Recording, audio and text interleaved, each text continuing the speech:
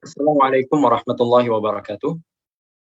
Alhamdulillah, wassalatu wassalamu ala rasulillah wa ala alihi wa sahbihi wa man walah amma ba'du. Pemirsa Markas Inayah dimanapun Anda berada, Alhamdulillah pada kesempatan yang berbahagia ini kembali bersama dengan seluruh sahabat Markas Inayah dimanapun berada dalam kegiatan konsultasi syariah jilid 3 pada bulan Ramadan kali ini. Yang insya Allah akan membersamai kita pada kesempatan kali ini. Yang pertama adalah Al-Ustadz Dadang Setiana LCMA dan Al-Ustadz Maulana Laeda LCA. Khusus buat Anda, pada kesempatan kali ini kita akan membahas tentang 3 hal. Yang pertama, tentang zakat fitri atau zakat fitrah. Yang kedua, tentang Idul Fitri. Dan yang terakhir, tentang qada puasa bulan Ramadan. Baik, di layar kaca bersama-sama sudah hadir Ustadz kita, Ustadz Dadang Setiana. Assalamualaikum warahmatullahi wabarakatuh. Waalaikumsalam warahmatullahi wabarakatuh. Ahlan. Baik, bagaimana kabarnya Ustadz? Alhamdulillah, baik. Dan Ramadan ke-26 waktu Arab Saudi, mudah-mudahan Ustadz selalu sehat. Amin. Baik, insya Allah nanti di layar kita akan hadir juga bersama dengan kita Ustadz Maulana Laeda. Sekarang akan masuk ke dalam ruangan Zoom. Tapi sebagaimana yang tadi saya sebutkan, ada beberapa judul yang kita bahas pada kesempatan kali ini. Dan insya Allah kita akan membahas bersama sedikit tentang Idul Fitri dengan Ustadz Dadang Setiana. Baik, Ustadz Dadang, izinkan saya menanyakan beberapa pertanyaan terkait dengan amalan-amalan yang disunahkan dikerjakan pada Idul Fitri. Kira-kira apa saja yang dijadikan tuntunan oleh Nabi Shallallahu Alaihi Wasallam bagi umat Islam yang hendaknya bisa kita kerjakan atau hendaknya kita lakukan pada hari raya Idul Fitri kelak. Bismillah, alhamdulillah, wassalatu wassalamu ala rasulillah wa ala alihi wa sahbihi ajma'in, amma ba'du. Ikhwani fiddin rahimani wa rahimakumullah. Bertepatan dengan bulan Ramadan yang akan selesai ataupun akan meninggalkan kita, kemudian datang hari Idul Fitri, maka ada beberapa sunnah ataupun beberapa amalan yang seyogianya atau sebaiknya dilakukan seorang muslim ketika menyambut datangnya hari raya Idul Fitri. Idul Fitri ini merupakan hari raya, hari yang besar, hari yang diagungkan oleh umat Islam, sebagaimana Rasulullah SAW ketika menemukan ataupun mendapati orang-orang di Madinah berhari raya dengan 2 hari raya mereka bermain, bergembira, maka Rasulullah SAW menyampaikan, sesungguhnya Allah telah menggantikan 2 hari raya tersebut dengan yang lebih baik dari hari tersebut, yaitu Idul Fitri dan Idul Adha. Ya. Tabiat hari raya ini, ya, tentu saja bagaimana tabiat manusia, maka disunahkan untuk bergembira, ya. Bagaimana Allah Subhanahu wa taala berfirman dalam surat Al-Baqarah, "Wa la tukabbirullaha 'ala ma hadakum." Allah Subhanahu wa taala menutup tentang ayat puasa, ya, agar kita mengagungkan dan melakukan takbir, mengagungkan Allah Subhanahu wa taala di hari Idul Fitri itu, ya, dengan meninggikan namanya dengan melakukan takbir. Dan ini adalah salah satu sunnah yang harus kita usahakan untuk kita lakukan ketika telah mendengar datangnya hari raya Idul Fitri di tanggal 29 Ramadan ataupun di tanggal 30 Ramadan, dan ketika sudah masuk 1 Syawal, maka disunahkan bagi kita untuk melakukan takbir, ya, lakukan pada wasallam, Allahu Akbar, la ilaha illallah, Allahu Akbar, walillahil hamd. Kemudian terkait dengan perayaan hari Idul Fitri, ya, ada sunnah melakukan sholat Idul Fitri di pagi hari di tanggal 1 Syawal. Ada beberapa sunnah yang seyogianya dan disarankan bagi seorang muslim yang merayakan Idul Fitri, selain takbir tadi ketika ghurub ataupun ketika terbenamnya matahari di tanggal 1 Syawal atau di akhir Ramadan, ada beberapa sunnah yang seyogianya dilakukan seorang muslim dan seorang muslimah ketika akan mendatangi sholat Idul Fitri ini. Yang pertama adalah kita usahakan untuk membersihkan diri dengan mandi, dengan membersihkan badan kita, sebagaimana disampaikan oleh para ulama bahwasanya mandi ini ataupun al-ghusl ini adalah salah satu yang sangat disarankan atau merupakan sunnah, bagaimana seorang muslim pula ketika akan mendatangi sholat Jumat dia juga disunahkan untuk melakukan mandi.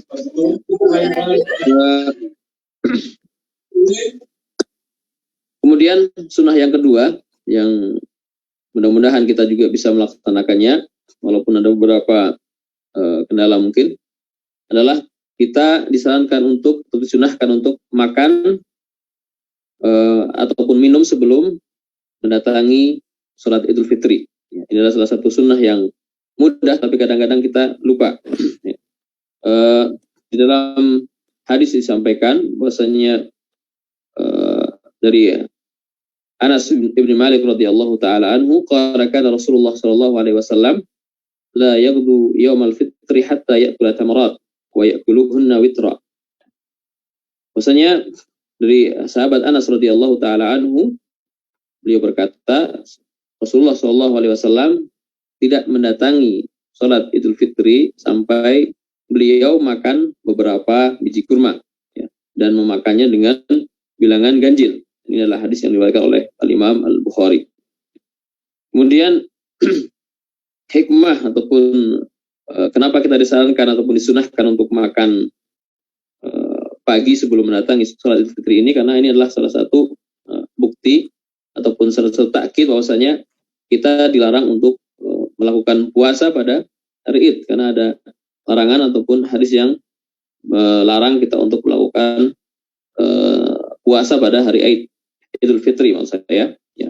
Khilafan ataupun tidak berlawanan dengan apa yang disunahkan ketika kita Idul Adha. Kalau Idul Adha sebaliknya, karena ada hadis lain yang menyampaikan bahwasanya kita tidak disunahkan untuk makan ketika mendatangi sholat Idul Adha, ya. Tapi dalam sholat Idul Fitri kita disunahkan untuk makan, ya. Kemudian dalam hadis tadi disampaikan bahwa Rasulullah SAW memakan beberapa biji kurma, ya. Kalau kita ingin mendapatkan sunnah sesuai apa yang dilakukan Rasulullah, maka kita usahakan untuk makan kurma kalau ada, ya. Kalau tidak ada, maka apapun yang bisa kita makan. Kemudian sunnah yang lain adalah kita ataupun adab ataupun sebenarnya bukan sunnah, ya, tetapi kita biasa melakukan di hari tersebut, ya, adalah melakukan at-tahniah ataupun memberikan selamat ataupun ucapan selamat, ya. Tidak ada nas ataupun tidak ada hadis yang sahih bahwasanya Rasulullah SAW menyampaikan ucapan selamat tertentu kepada para sahabatnya ataupun para sahabatnya menyampaikan ucapan tertentu kepada Rasulullah SAW. Ya, tapi ada beberapa riwayat para sahabat saling memberikan ucapan selamat yang mungkin kita sering melantunkannya, taqabbalallahu minna wa minkum, yang artinya semoga Allah Subhanahu wa taala menerima amalan-amalan kita yang sudah kita lakukan, ya. Dan hukum tahniah ini adalah boleh ataupun bisa menjadi sesuatu yang sunnah ketika memang dibutuhkan. Aslinya adalah boleh, ya. Dan tentu saja sebagai seorang muslim yang memiliki akhlak yang baik, ya, ketika kita diberikan selamat, ya, maka kita memberikan ucapan selamat pula, ya. Bagaimana Allah Subhanahu wa taala menyampaikan, wa idza huyyitum bi tahiyatin fahayyu bi ahsana minha aw rudduha, ya. Maka kita mendapatkan ucapan selamat, ya, maka kita balas, bahkan kalau bisa membalasnya dengan yang lebih baik, ya. Dan ini pun juga dilakukan oleh para sahabat ketika merayakan hari Idul Fitri ini, ya. Dan karena kita juga patut bergembira ketika kita mengucapkan ucapan selamat ini, ya, Berarti kita ingin mengungkapkan rasa syukur kita ini dengan ucapan, dan rasa syukur ini ada salah satunya dengan mengucapkan, salah satunya dengan doa, ya, dengan doa ataupun memberikan ucapan selamat kepada saudara kita. Kemudian ada beberapa sunnah yang lain adalah ketika kita pergi ke sholat Id, kita mengambil jalan yang berbeda.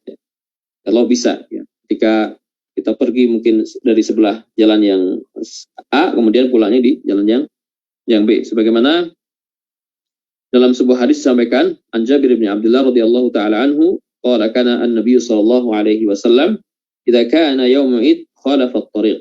Rawahu al-Bukhari.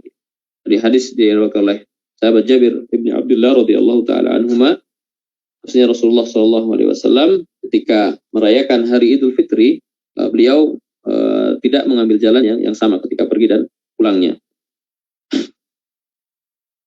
Kemudian kenapa kita berusaha untuk mengambil jalan yang berbeda? Ya, dikatakan bahwasanya al-hikmah min dzalik liyashhadu lahu tariqan indallahi yaumil qiyamah. Kita berharap ketika kita melalui jalan-jalan yang berbeda, mudah-mudahan jalan tersebut menjadi saksi ketaatan kita kepada Allah Subhanahu wa taala. Ya. Kemudian menyinggung tentang adab tadi, tentang takbir, kita juga disunnahkan ketika pergi ke sholat Id, ya, kita melakukan takbir, ya, sampai dilaksanakannya sholat Id. Ya. Dan itu adalah beberapa sunnah yang mudah-mudahan Allah Subhanahu wa taala memberikan kemudahan kepada kita untuk bisa melaksanakan sunnah-sunnah tersebut. Ya. Wallahu a'lam bishawab.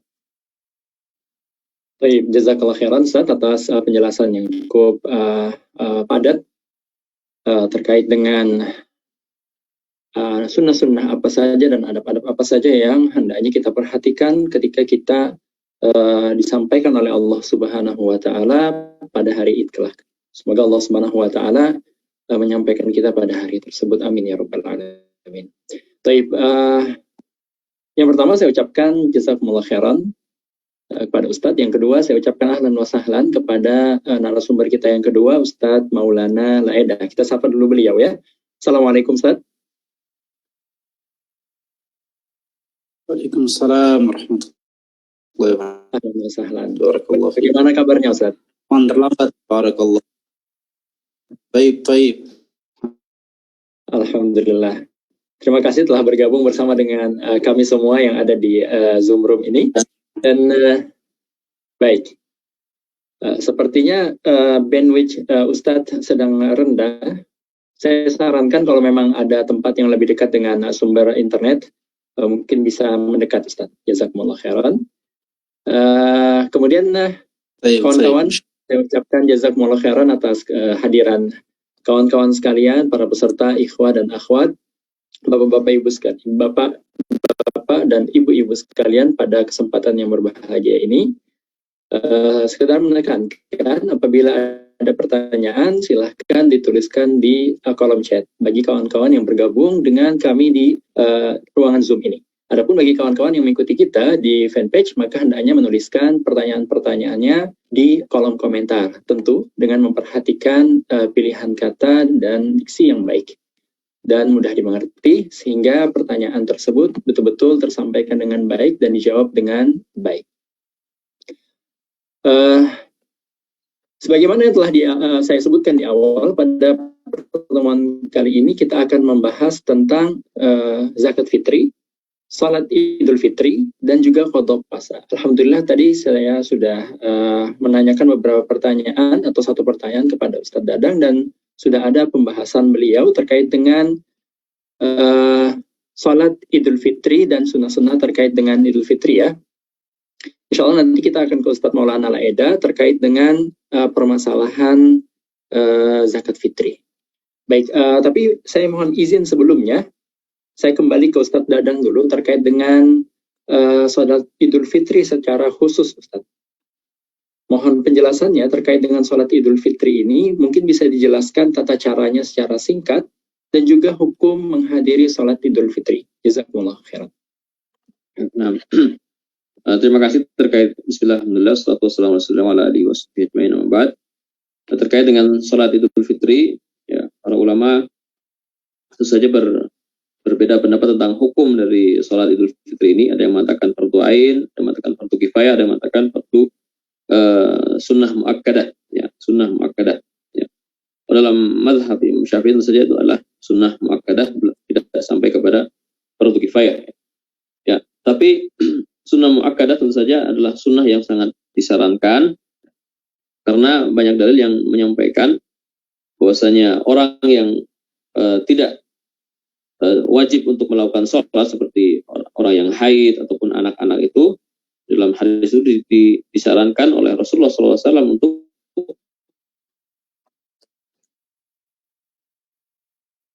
keluar menghadiri sholat Idul Fitri. Pahami dari hadis ini tentang hukum sholat Id ini adalah fardu ain ataupun fardu kifayah, ya. Karena saking betapa pentingnya sampai Rasulullah SAW menyampaikan untuk mengeluarkan ataupun keluarnya orang-orang yang tidak wajib untuk melakukan sholat. Ya. Tentang tata cara sholat Id ini, sebagaimana kita ketahui bersama, sholat Id ini adalah waktunya adalah waktu sholat duha. Ya. Jadi tidak sah ketika sebelum terbitnya matahari sudah melakukan sholat Idul Fitri ini. Ya. Jadi waktunya adalah sholat duha. Kemudian tempatnya ya, bisa di lapangan ataupun di masjid untuk tempatnya. Kemudian tata caranya adalah dimulai dengan sholat yang dipimpin oleh seorang imam, dengan 2 rakaat yang dimulai dengan 7 takbir untuk rakaat yang pertama. Kemudian di rakaat yang kedua dimulai dengan 5 takbir. Ya. Kemudian memang ada beberapa pendapat tentang takbir ini. Ya. Dalam mazhab Syafi'i tentu saja takbir 7 ini dihitung setelah takbiratul ihram. Kemudian takbir yang 5 juga dihitung setelah takbir intiqal. Berbeda dengan mazhab Al-Hambali yang menyampaikan kalau takbir yang kedua 5 itu dihitung mulai dari takbir intiqal. Ya. Tentu saja hukum takbir ini adalah sunnah, ya. Ketika terlewat ataupun tidak mendapatkan takbir ini, maka seorang yang terlambat mendapati imam untuk takbir, maka dia tidak disunahkan untuk mengulang kembali takbir tersebut. Ya, bahkan ketika mungkin imamnya lupa pun tidak diperintahkan untuk mengulang takbirnya. Ya, memang sunnah. Ya. Kemudian seorang imam ketika memimpin sholat Idul Fitri ini membaca Al-Fatihah, kemudian membaca surat bagaimana disunahkan seperti dalam sholat Jumat, membaca surat Al-A'la ataupun yang di rakaat yang kedua surat Al-Ghashiyah. Ya, dalam riwayat lain Rasulullah SAW membaca surat Al-Qaf di rakaat yang pertama, kemudian di rakaat yang pertama membaca surat Al-Qamar. Ya. Kemudian setelah dilaksanakannya sholat Id ini, baru kemudian ada yang namanya khutbah. Ya, khutbatain, ya, ada 2 khutbah ketika sholat Idul Fitri ini. Ya. Dan setelah selesai khutbah ini, maka selesailah rangkaian dari sholat Idul Fitri ini. Kemudian ketika seorang tidak mendengarkan khutbah, maka sudah tetap sah, ya. Karena ini hukumnya adalah sunnah, ya. Tetapi tentu saja lebih baik, kalau ingin mendapatkan sunnah Rasulullah SAW, tidak meninggalkan khatib yang sedang melakukan khutbah. Wallahu ta'ala. Baik, terima kasih Ustaz. Izinkan saya ke Ustaz Maulana, kawan-kawan sekalian. Ustaz Maulana akan membahas terkait dengan permasalahan zakat fitri. Sudah hampir dekat waktunya untuk melaksanakan ibadah zakat fitri ini, Ustaz. Mungkin Ustaz bisa menjelaskan secara singkat terkait dengan hukum zakat fitri bagi setiap muslim. Kemudian kapan waktu yang terbaik kita membayar zakat fitri kita? Silakan Ustaz, jazakumullah khairan. Bismillahirrahmanirrahim. Jazakumullah khairan wa baraka fiikum. Bismillahirrahmanirrahim. Ya, terkait dengan zakat fitri atau zakat fitrah. Ya, zakat fitri atau zakat fitrah, ya, dua-duanya adalah bahasa yang fasih. Merupakan sebuah zakat atau salah satu jenis zakat yang diwajibkan bagi orang yang mampu dalam Islam. Ya. Walaupun syarat dan ketentuannya tidak sama dengan zakat harta atau zakat mal secara umum. Ya, tetapi zakat ini merupakan salah satu kewajiban yang mesti dikeluarkan oleh seorang muslim pada hari raya Idul Fitri atau sebelum pelaksanaan hari raya Idul Fitri. Zakat ini hukumnya wajib setiap muslim untuk dirinya dan untuk orang-orang yang berada di bawah tanggungannya. Ya, makanya Rasulullah SAW bersabda dalam hadis Ibnu Umar radhiyallahu an, ya, farada Rasulullah SAW zakat al-fitr sa'an min tamrin wa sa'an min sya'irin min kulli muslimin min al-dhakari wal unsa, yani min al-abd min al-hur wal abdi min al-muslimin, wa amara an tu'adda biha qabla khurujun nasi ila shalah. Ya, ini hadisnya Rasulullah mewajibkan zakat fitri atau zakat fitr kepada setiap muslim, ya. Laki-laki, perempuan, juga hamba saya dan orang merdeka, juga yang besar ataupun yang kecil, semuanya wajib dan wajib dikeluarkan sebelum pelaksanaan salat Idul Fitri.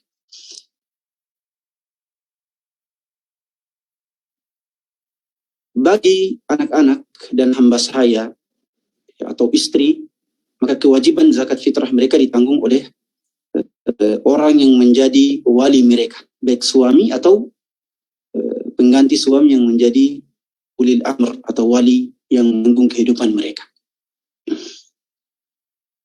Ini merupakan kewajiban dalam Islam dan memiliki hikmah yang sangat banyak. Ya, di antaranya adalah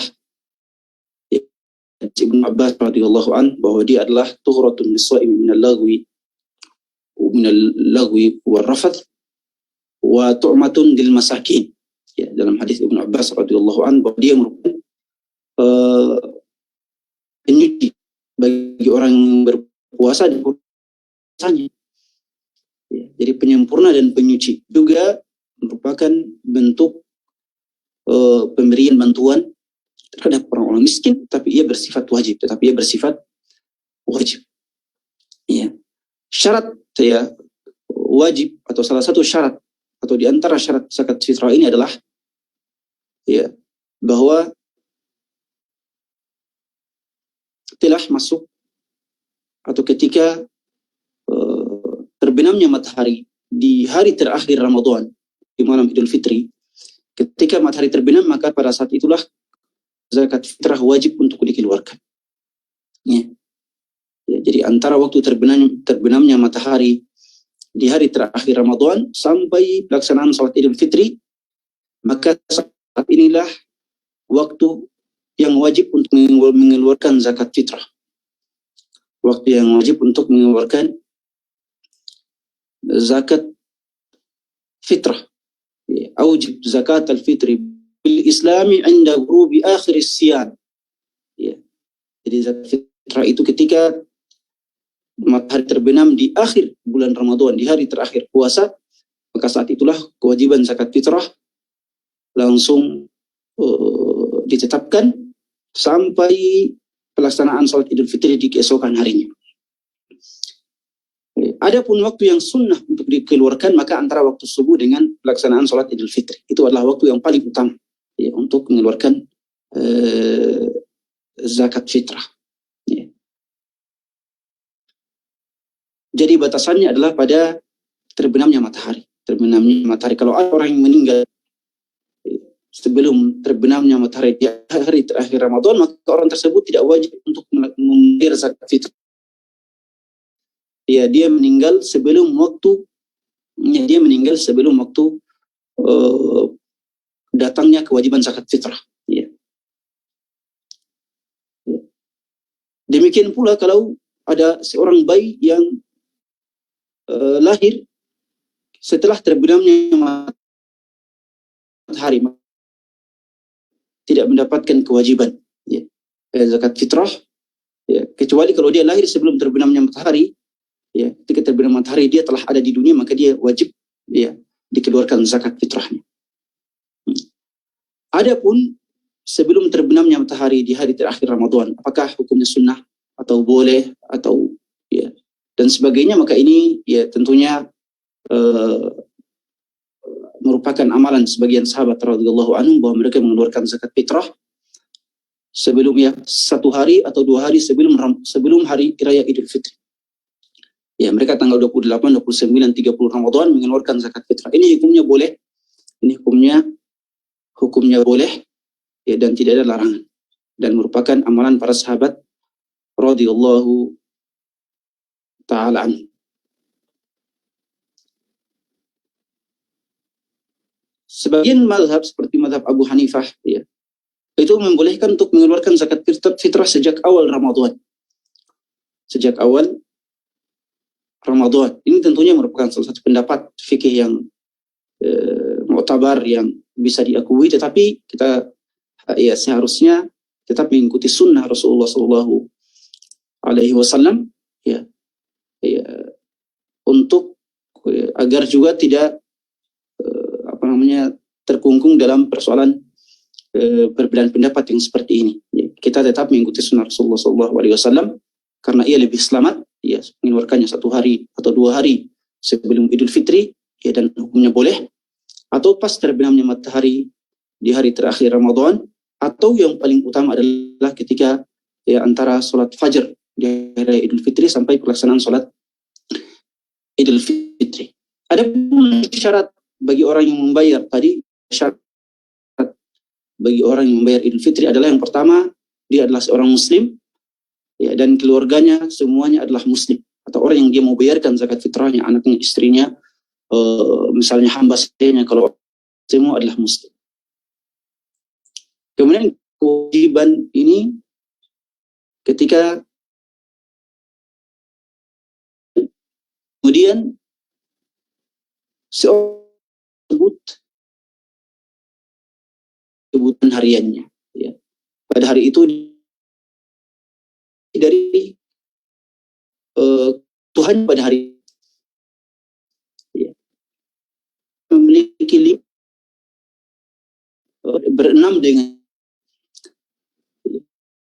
tidak cukup ya, untuk 6 orang tersebut, maka dia tidak diwajibkan untuk membayar zakat fitrah.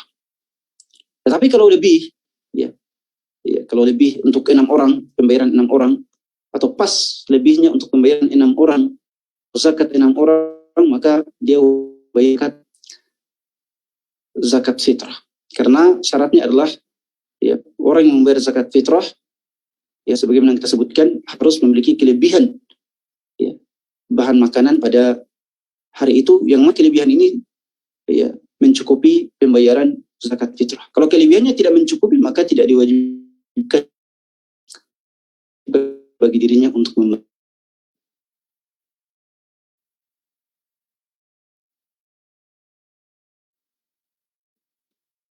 Iya, atau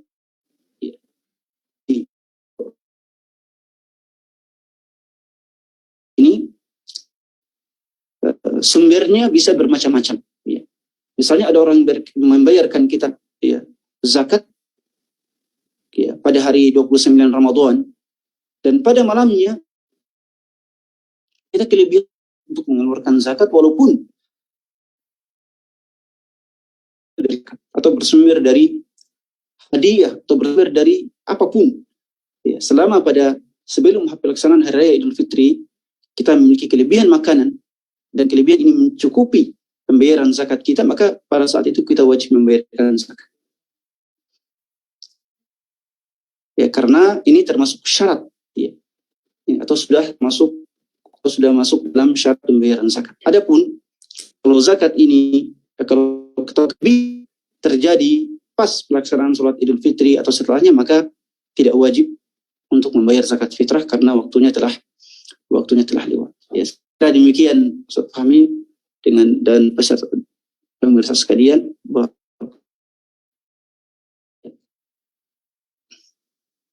Baik, jazakallahu khairan Ustaz atas jawaban yang telah diberikan.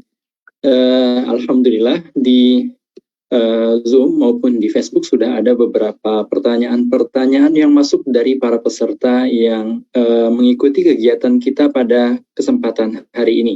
Saya ucapkan terima kasih dan saya juga masih menunggu pertanyaan-pertanyaan lainnya, entah itu di kolom chat di Zoom atau di Facebook di kolom komentar. Dan jangan lupa saya ingatkan pada peserta sekalian, silahkan share kegiatan kita ini, ajak kawan-kawan kita. Kalau kita di Facebook mungkin bisa tag beberapa kawan-kawan kita yang mungkin membutuhkan ruang atau tempat untuk menanyakan permasalahan-permasalahan terkait dengan zakat fitri, sholat idul fitri, dan juga qada puasa bulan Ramadan. Baik, saya memiliki beberapa pertanyaan. Saya akan ajukan pertanyaan pertama ini kepada Ustadz Dadang Setiana. Pertanyaan dari pemilik akun Ummu Haura. Pertanyaannya adalah bagaimana hukumnya jika di awal kita mengikuti pendapat yang mengatakan wajib mengqadha puasa karena hamil dan menyusui, namun belum selesai kita mengqadha puasa tersebut, datang tahun sebelumnya, tahun berikutnya, ya, sehingga hutang puasa bertambah lagi. Hingga akhirnya kita merasa sulit untuk mengqadha. Apakah boleh diganti dengan membayar fidyah? Silakan Ustaz Dadang.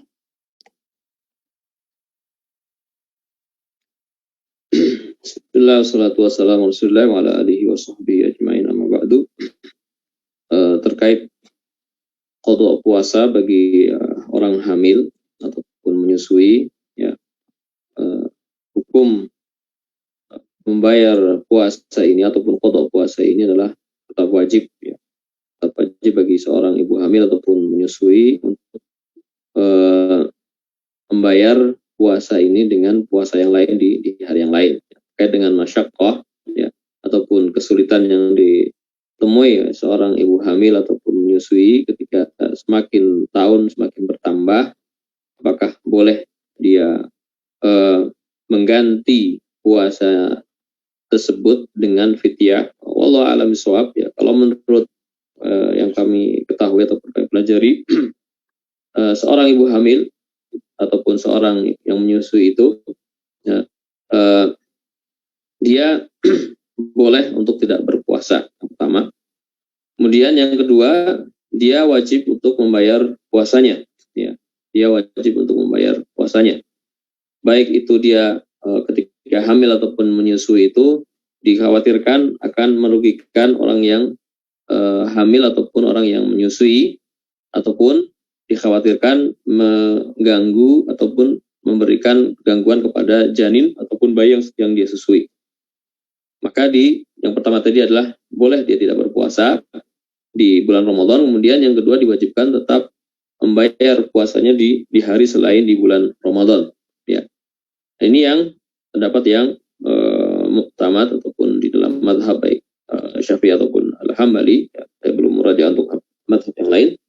Walaupun di dalam mazhab Al-Hambali disampaikan bahwasanya rukhsah membayar fidyah ini itu juga berlaku untuk ibu hamil ataupun menyusui ketika dia tidak bisa melakukan puasa, ya. Dan inilah pendapat Ibnu Abbas yang wallahu alam ketika menafsirkan tentang ayat di dalam surat Al-Baqarah, faman syahida faman kana minkum maridan aw ala safarin fa'iddatun min ayyamin ukhra wa 'alal ladzina yutiqunahu fidyatun ta'am miskin.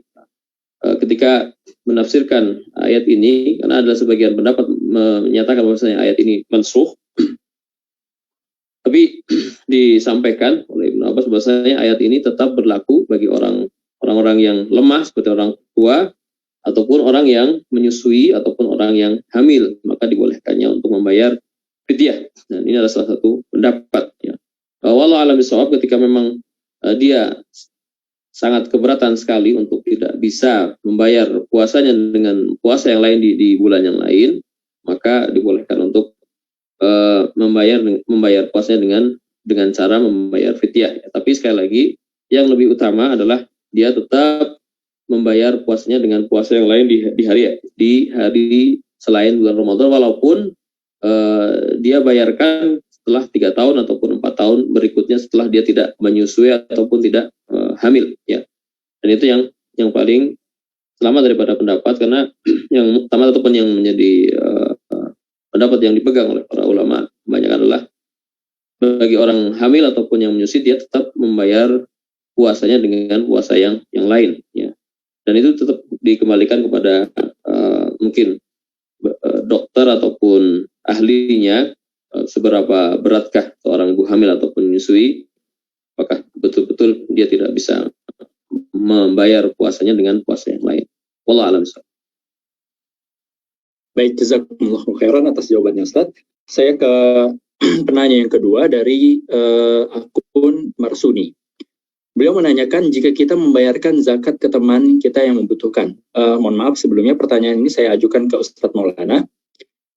Apabila kita membayarkan zakat kepada teman kita yang membutuhkan, dan seketika itu teman kita mengatakan, bisakah saya gunakan zakat yang saya terima dari Anda ini untuk membayarkan zakat saya?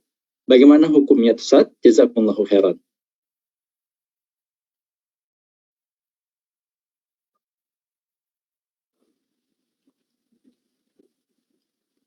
Nah, bismillahirrahmanirrahim. Ya, hukumnya pemberian dari teman, kemudian ya kalau ada yang memberikan kita zakat ya dari teman, dari orang lain, kemudian kita mengatakan kepadanya bahwa pemberian ini kita akan jadikan sebagai zakat kita, maka ini tidak ada problem, ya, tetapi sebaiknya tidak memberitahukan seperti itu, ya.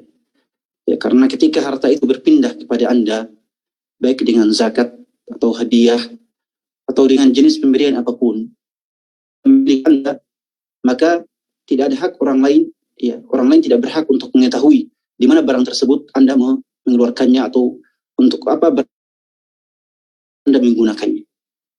Ya. Itu yang pertama. Kedua, ya, itu juga mungkin bisa mengurangi keikhlasan para pembayar zakat, ya. Karena mereka berharap ya, pemberian mereka tersebut Anda bisa gunakan dan tidak diberikan kepada orang lain, ya. Sebenarnya tidak ada problem Anda memberitahukan hal tersebut ya kepada pembayar zakat, tetapi ya tuntutan adab, ya, penghargaan kepada orang lain, ya, tentunya lebih menuntut kita untuk ya tidak perlu mengatakannya. Cukup mengatakan jazakallahu khairan, mengucapkan ucapan terima kasih, mendoakannya dan sebagainya. Adapun ya ketika zakat tersebut kita salurkan kembali ya kepada orang lain, maka itu ya bukan ya merupakan hak ya pembayar zakat untuk mengetahuinya, karena itu sudah menjadi hak milik Anda. Barakallahu fikum. Saya kira jelas insyaallah. Jelas, Ustaz. Jazakumullahu khairan. Harta yang sudah berada di tangan kita ketika itu diberikan kepada orang lain, walaupun dalam bentuk zakat, maka itu adalah milik kita dan terserah kita menggunakannya untuk apa. Baik, jazakumullahu khairan, Ustaz, atas penjelasannya. Saya ke Ustaz Dadang lagi. Ini ada pertanyaan, Ustaz, dari Marsuni. Apakah setelah sholat Id, beberapa jam kemudian misalnya, kita tetap melakukan sholat duha? Bismillah, alhamdulillah, wassalatu wassalamu ala rasulillah. Terkait dengan pertanyaan apakah boleh ada orang yang sudah melakukan sholat id kemudian beberapa jam setelahnya ataupun setelah sholat id dia melakukan sholat duha, tentu saja hukumnya boleh, ya.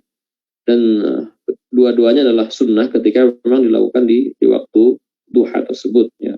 Dan seorang yang muwafaq ataupun diberikan taufik oleh Allah Subhanahu wa taala, ya baginya ketika dia memiliki waktu luang untuk melakukan sholat duha, maka baginya silahkan saja untuk melakukan sholat duha, dan hukumnya adalah sunnah dan dia mendapatkan pahala sunnah tersebut, ya. Walaupun mungkin ada sunnah-sunnah lain yang bisa dilakukan di sholat id, ya. Mungkin berbuat baik kepada orang tua itu juga adalah salah satu sunnah, ya. Menemui orang tua di hari id, ya. Membahagiakan kedua orang tua di hari id dengan memuliakannya, dengan mengunjunginya, ya. Kemudian sehingga dia tidak bisa melakukan sholat duha, itu juga masuk sunnah, ya. Tapi ketika memang sudah melakukan hal itu semua, ya, mungkin sudah menemui tetangga, sudah melakukan akhlak-akhlak yang baik ketika di hari Id, dia punya waktu untuk sholat duha, ya baginya maka silahkan saja untuk sholat duha, memberikan pahala sunnah sholat duha bagi penanya. Baik, Masya Allah. Indahnya kita sebagai seorang muslim, ya, dalam keadaan kita sehari-hari, setiap kebaikan dihitung sebagai ibadah, walaupun secara zahir dia bukan ibadah yang mahdhah. Jazakumullah khairan Ustaz atas jawaban yang telah diberikan. Saya berpindah ke Ustadz Maulana. Pertanyaan dari Amrul Tadrib Samarinda. Beliau menanyakan apakah boleh menggabungkan niat qada puasa Ramadan dengan niat puasa sunnah. Terima kasih. Nah, bismillahirrahmanirrahim. Alhamdulillah, salatu wassalamu ala rasulillah wa ba'd. Ya, pertanyaan ini pertanyaan yang bagus, ya. Ya, pertanyaan yang bagus karena dia pertanyaan penting sekaligus merupakan salah satu problem atau salah satu persoalan yang sangat pelik dalam pembahasan fikih ibadah, ya, ataupun fikih muamalah. Ya.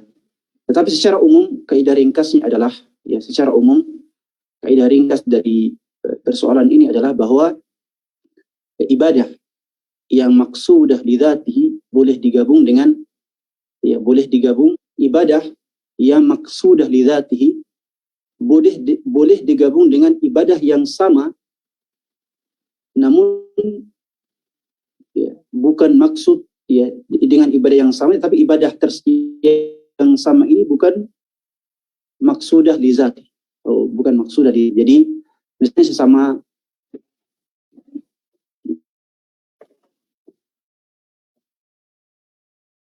sholat. Ada satu sholat maksudah sholat ini dikerjakan tujuannya adalah untuk sholat tersebut, bukan dengan tujuan, bukan karena adanya illah atau hikmah yang lain. Ya, misalnya sholat 5 waktu. Sholat 5 waktu adalah maksudah lidzat. Bukan karena untuk apa? Karena adalah kewajiban yang Allah wajib. Ya. Ada ibadah sholat lain sudah lidzati, ya, tidak dimaksudkan untuk sholat itu, ya, tetapi dia punya maksud yang lain, seperti tahiyatul masjid. Tahiyatul masjid, kita sholat tahiyatul masjid, ya, tujuannya bukan karena sholat itu, bukan, ya, untuk menghormati masjid. Ya. Ya, misalnya sholat maksud lidzati seperti sholat wajib 5 waktu, ya, sholat rawatib itu maksudah. Ya, kalau yang baru maksudah banyak, ya, seperti sholat tahiyatul masjid, sholat duha, ya.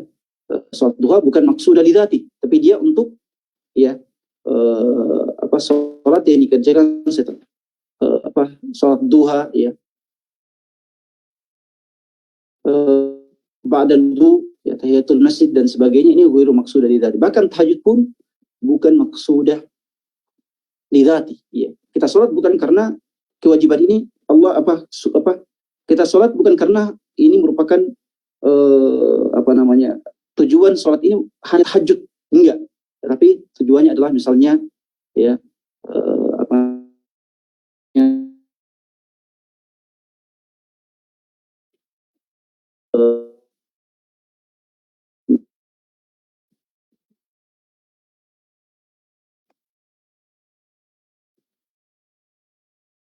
sudah tidak. Demikian pula puasa ada ibadah, ya, puasa ada puasa yang maksudah lidzati dan maksudah li ghairi. Maksudah lidzati seperti Ramadan, puasa kewajiban Ramadan, puasa nazar, puasa qada, rawatib. Rawatib puasa ini adalah 6 hari di bulan Syawal, ya. Puasa 6 hari di bulan Syawal tidak boleh digabung dengan Ramadan, karena 6 hari di bulan Syawal ini adalah, ya, merupakan puasa rawatib dari puasa Ramadan, pengiring dari puasa Ramadan, sebagaimana sholat rawatib yang merupakan pengiring dari sholat wajib. Tidak bisa digabung antara rawatib dengan, ya, sholat sunnah rawatib dengan sholat wajib. Demikian pula tidak bisa digabung antara rawatib 6 Syawal dengan puasa Ramadan. Yang maksud dari dzati termasuk puasa Asyura, ya. juga puasa Arafah. Ini semuanya maksud dari dzat. Adapun puasa hari Senin Kamis, ya, puasa bulan Muharram, ya, secara umum, juga puasa 3 hari setiap bulan, Ayyamul Bid, ini bukan ini maksud dari ghairi, bukan maksud dari dzat. Sebab itu puasa yang maksud dari dzati seperti Ramadan boleh digabung dengan boleh digabung niatnya dengan ibadah puasa lain yang maksud dari ghairi. Seperti puasa Ramadan dengan puasa Senin Kamis. Ya. Ini boleh diniatkan. Ya, diniatkan dengan 2 niat. Qadha puasa dengan puasa Senin Kamis. Seperti qadha puasa Ramadan dengan diniatkan dengan puasa di bulan Muharram selain Asyura. Ini dibolehkan. Dan Umar radhiyallahu anhu dulu suka untuk mengqadha puasanya di bulan Muharram. Di bulan Muharram, karena Muharram merupakan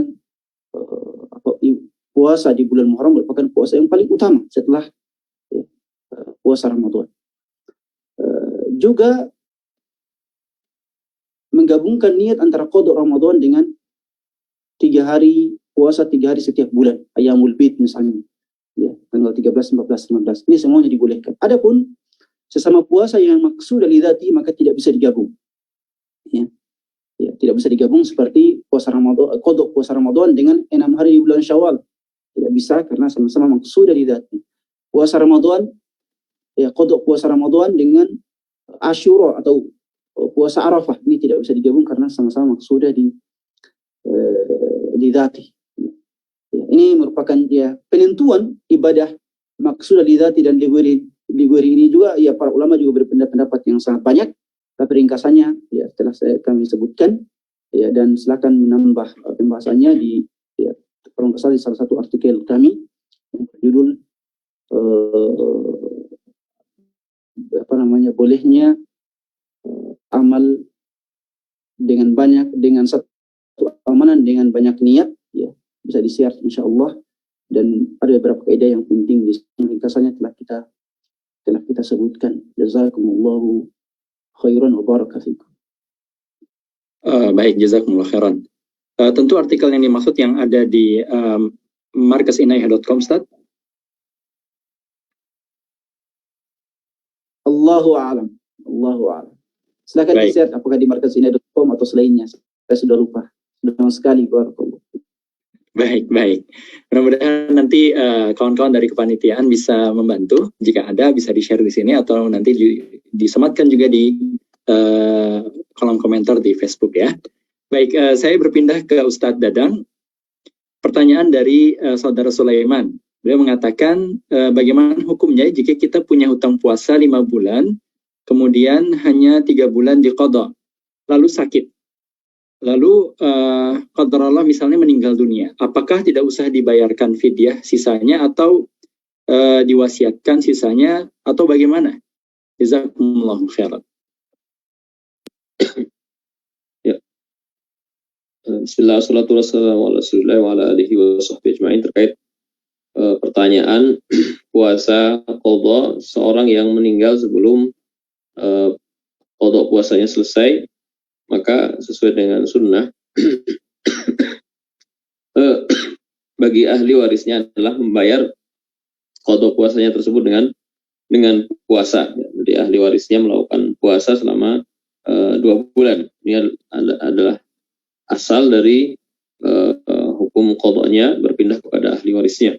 Terkait dengan apakah boleh diganti dengan fidyah, Allah alam terkait dengan itu, maka kembali kepada fatwa Ibnu Abbas, karena memang sebabnya adalah sakit, sebabnya adalah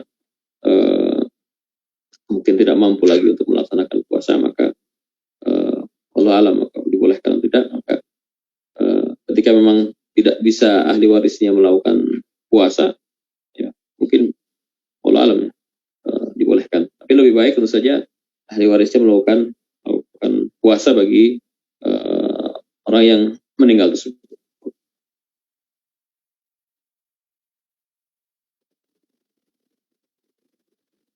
Jazakumullah khairan Ustaz atas penjelasan yang telah diberikan.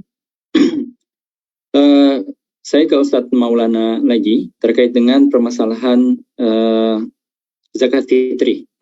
Pertanyaan dari saudara Marsuni. Beliau mengatakan apakah bisa zakat fitri dibayar di awal Ramadan kepada orang yang membutuhkan, sebab diharapkan zakat tersebut bisa dipakai untuk makan sahur. Mohon penjelasannya. Bismillahirrahmanirrahim. Ya. Alhamdulillah, ya kita sudah sebutkan ya dalam pembahasan pertama tadi tentang zakat fitrah bahwa ya sebagian mazhab seperti mazhab Abu Hanifah dan sebagian mazhab yang lain membolehkan untuk membayar zakat fitrah di awal Ramadan, sejak awal Ramadan. Ya. Ya. Dan tentunya ini merupakan salah satu pendapat yang muktabar, ya salah satu pendapat dalam Islam. Ya. Meskipun kita sudah sebutkan bahwa yang paling utama dan yang paling selamat bagi kita, ya, min babil ihtiyat, salah satu kehati-hatian dalam agama kita adalah ya tetap membayarkannya ketika mendekati hari raya Idul Fitri. Ya. Dan yang paling utama ya adalah pada malam hari raya Idul Fitri atau pada pagi harinya. Itu yang paling utama. Ya. Dan amalan para sahabat adalah sehari atau 2 hari sebelum hari raya Idul Fitri. Adapun dari awal Ramadan, ya tentunya ini merupakan pendapat sebagian tabi'in, tetapi bukan merupakan amalan para sahabat radhiyallahu anhum. Jadi kehati-hatian kita adalah tetap mengikuti sunnah Rasulullah SAW atau sunnah para sahabat radhiyallahu taala anhum. Adapun ya untuk makanan sahur, berbuka puasa kalangan fakir miskin, maka ya bisa diberikan ya lewat sedekah atau infak atau jenis pemberian yang lain yang dalam bulan Ramadan pahalanya sangat banyak, dan juga merupakan sunnah Rasulullah SAW untuk banyak bersedekah di bulan Ramadan. Rasulullah SAW ajwadu bil khairi min ar-rihil mursal. Ya, ini pada bulan Ramadan sebagaimana dalam hadis Ibnu Abbas radhiyallahu anhu bahwa kedermawanan Rasulullah SAW dalam bulan Ramadan itu lebih, ya dalam pemberiannya itu lebih cepat, lebih ringan, ya lebih banyak dibandingkan dengan ya angin yang berhembus. Ya ini merupakan ya kiasan, ya, mubalaghah, hiperbola dari Ibnu Abbas tentang tingginya kedermawanan Rasulullah SAW utamanya dalam bulan Ramadan. Ya. Barakallahu fikum. Wafikum barakallah, jazakumullah khairan atas jawabannya Ustaz. Saya kembali ke Ustaz Dadang. Mungkin ini adalah pertanyaan terakhir dalam kesempatan kali ini. Pertanyaan dari saudara Marsuni.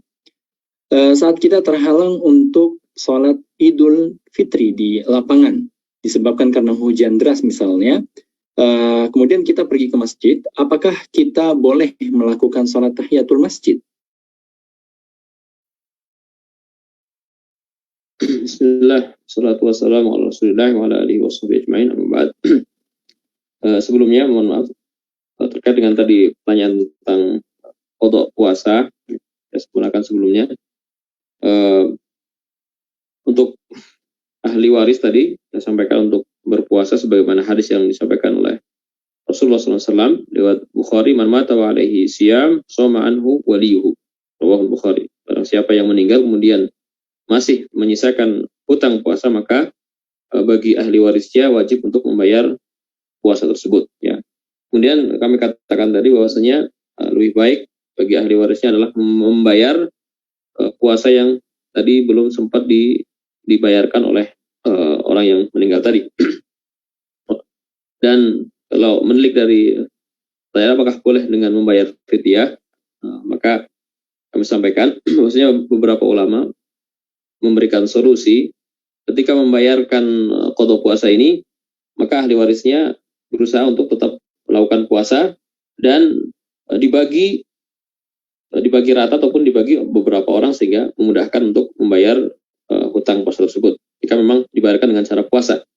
Tetapi kalau memang sangat berat, ya maka dibolehkan ataupun diberikan dispensasi keringanan bagi ahli warisnya boleh untuk membayar fidyah, dan itu yang difatwakan oleh Syekh Ibnu Utsaimin.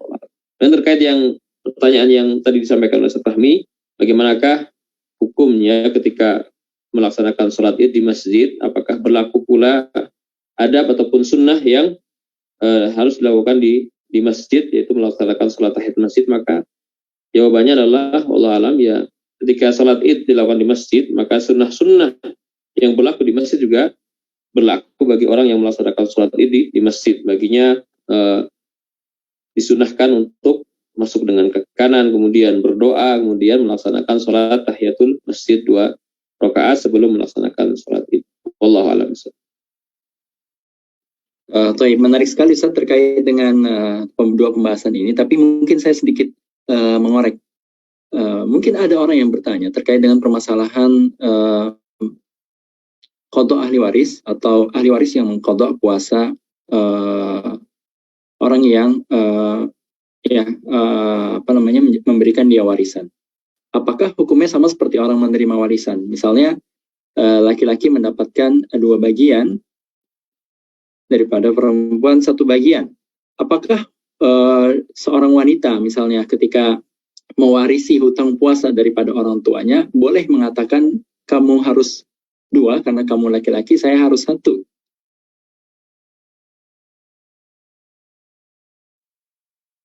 Ustaz Maulana mungkin jawab, Ustaz.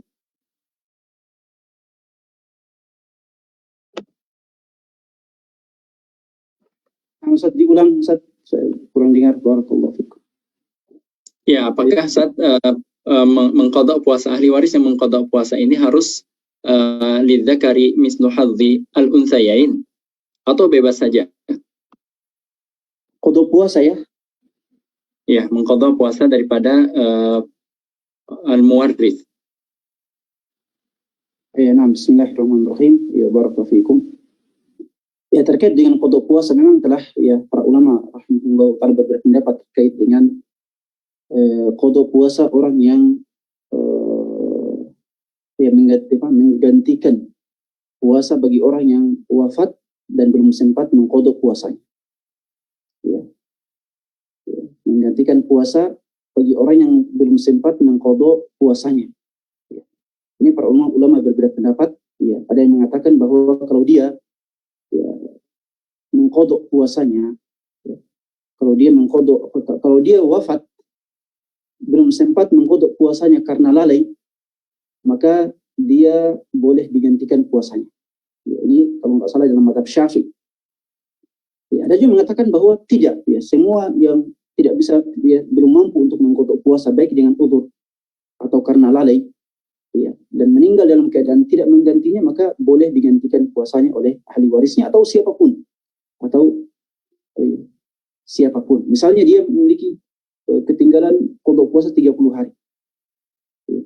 Maka siapapun boleh mengqada puasanya, laki-laki atau perempuan. Bahkan seandainya 30 orang yang mengqada puasanya, 30 orang dan semuanya puasa dalam 1 hari, maka ini tetap dibolehkan. Dalam hal bagi mazhab yang membolehkan mengqada puasa orang lain yang telah wafat. Baik laki-laki atau perempuan. Jadi tidak ada yang namanya perbedaan gender di sini. Ya. Semuanya sama. Ya. Laki-laki digantikan oleh perempuan, tetap puasanya 1 hari. Ya, bukan. Ya. Qada puasanya tetap misalnya 31 hari. Ya. Perempuan menggantikan puasa laki-laki, tetap puasanya 1 hari. Ya. Bahkan kita sudah sebutkan tadi kalau puasanya ketunggakan puasanya 30 hari. Lalu semua keluarganya 30 orang atau teman-temannya 30 orang sepakat untuk berpuasa dalam 1 hari, ya, 30 orang ini